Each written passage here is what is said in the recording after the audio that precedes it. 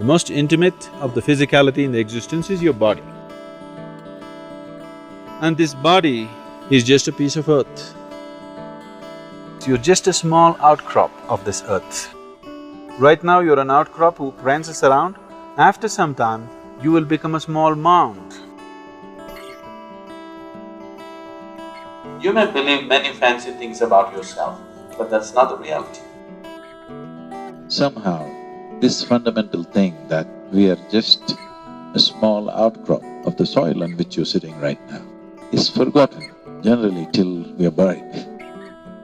If you want to live sensibly, you should have contact with the earth that you live on. Today, because we have lost this contact, in certain ways, it gets disorganized. This disorganization can lead to disease and weakness and ultimately destabilization of the system itself.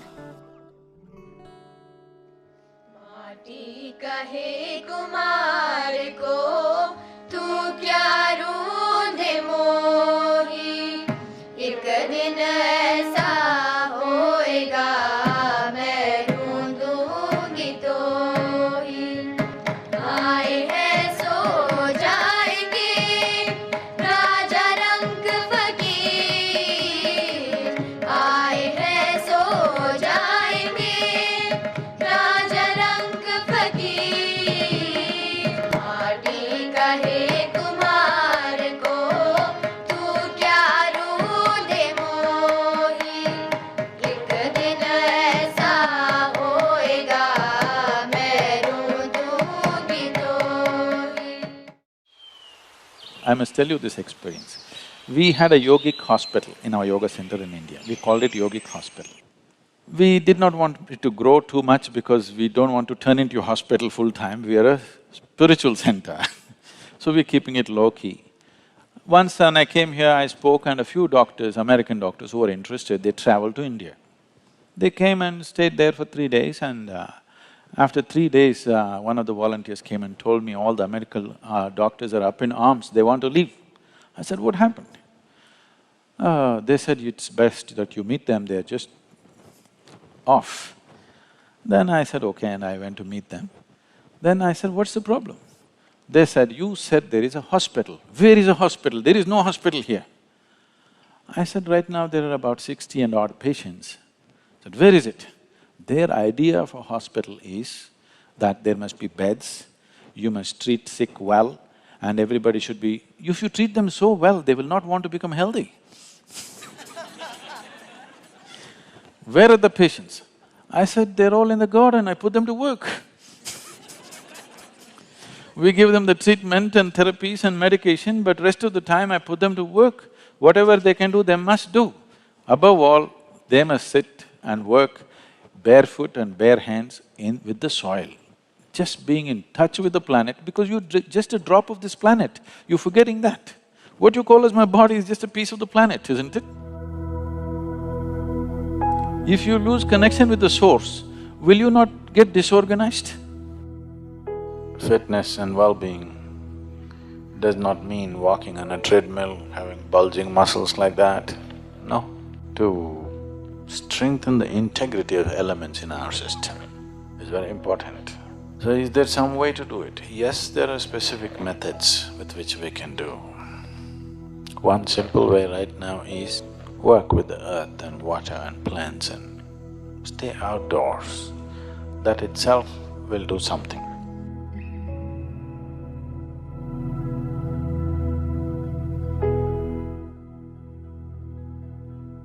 So fundamentally, if there is a certain assurance of nourishment happening to the body in terms of food, and there's clean air to breathe, and being in touch with the earth can complete the health process altogether.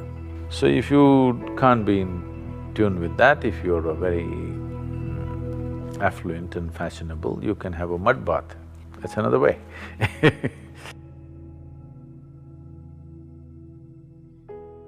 So today you take vacations, go to the spas, have mud bath, in a very expensive atmosphere. But every day if you stick your hands into the earth, or at least for a few minutes a day, you would see the body would be in a much better condition because whenever it's in contact with the earth, the body reorganizes itself. The more you're in touch with it, it's better. You can't… all of you can't turn into farmers now, and maybe you're living on the 12th floor and you can't be a gardener either. So, at least being in touch with the earth, palms and soles are very sensitive to this. If your hands and your bare feet in contact with the earth, it'll make a difference. Or at least you do your… I don't recommend this, but if you are doing your afternoon siesta, do it under a tree with your spine in contact with the earth, things will happen very well. Or to be in a natural pool of water which is in the earth, like a lake or a river or an ocean, will do tremendous things to the system. You know the grounding, you know, the electricity groundings we do. Is it called grounding here? What do you call it? Earthing.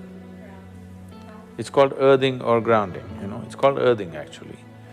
So, when you earth the electrical connections, one thing is to keep it wet, because if it is wet, it gets conducted better. So, this is why in all the Indian temples, why do you think people are making their bodies wet and lying down on the floor in prostration? Is just this, not just earthing, that special earth, which is energized earth around. So, you want the entire body to be in touch with the thing. So, men go bare-bodied, at least their upper body is bare. Women go with wet clothes so that that contact is there. This contact with nature, whether it's earth or air or water, is most important. If that is not there, the body will slowly lose its integrity, it'll lose its stability, it loses its many abilities that it is capable of. It may still survive, it may not die tomorrow morning, but it loses its variety of capabilities that it has come with. The many possibilities, the array of possibilities that human system carries is lost as you lose contact with the natural element. Especially before you go for dinner or for lunch, especially before that, at least for half an hour, walk without footwear, not on this granite, either in the grass or in the mud outside.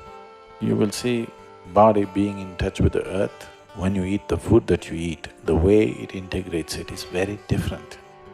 Digestion will anyway happen, but how much you can integrate into the system depends on how much you're in tune with the earth.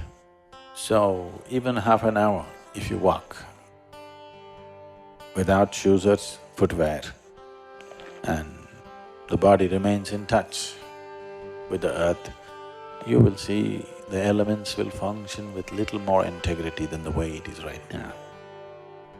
Walking and playing barefoot is really coming into vogue. The yogic systems have always recommended this, and now science is getting there too.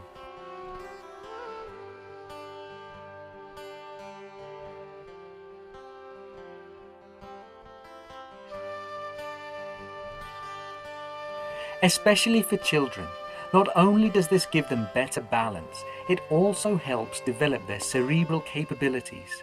The nerves of the feet are sensitive, and as they come in contact with the ground, the child develops a better understanding of their environment and also experiences better awareness of the body.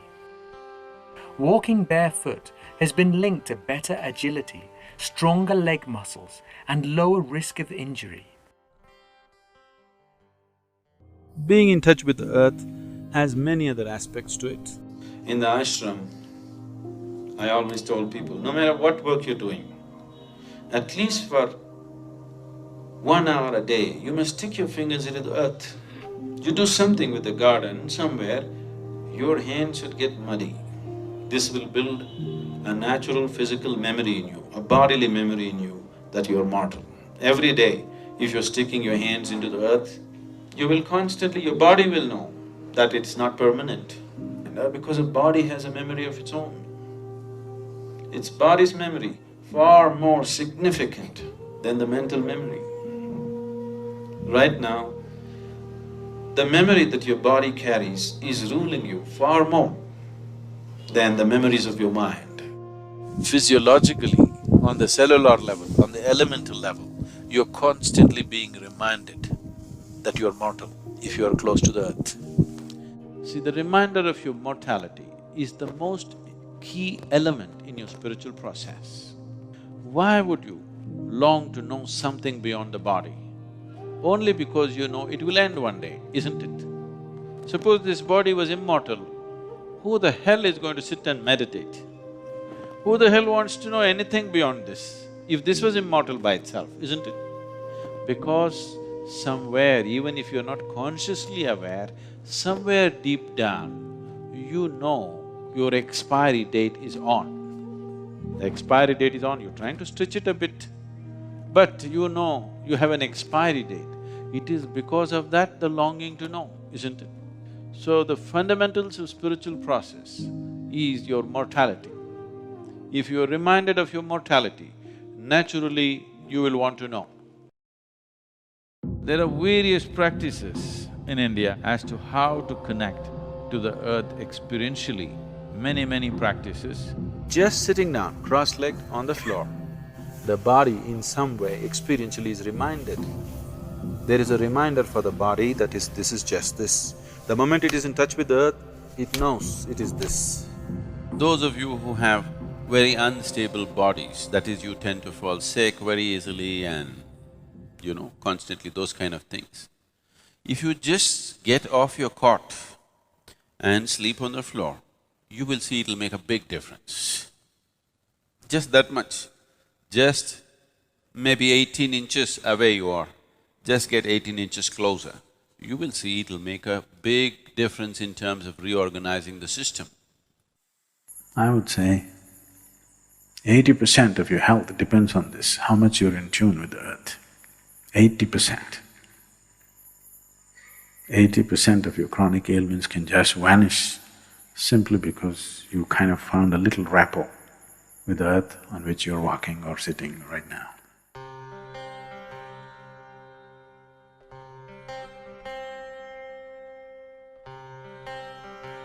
One simple practice that all of you can start is the Bhuta Shuddhi, if you have the time and the necessary focus to do it. Bhuta Shuddhi means, Bhuta means Panchabhutas or the five elements. Shuddhi means to cleanse that. Whether it is the physical body or the larger body of the creation itself, essentially is made of five elements of earth, water, fire, air, and space. What you call as myself is just a mischief of these five elements. If you know how to organize these five elements properly, if you know how to keep these five elements within yourself, then there is nothing more to life in terms of health, well-being, perception, knowing, everything, enlightenment.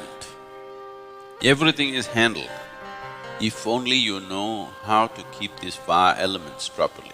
This elemental play happens in a different way when it's in touch with the earth. Every time I hear this, particularly when I'm in the United States, I still can't come to terms with it. People calling earth as dirt. Maybe it's just another word, but in our mind, dirt means…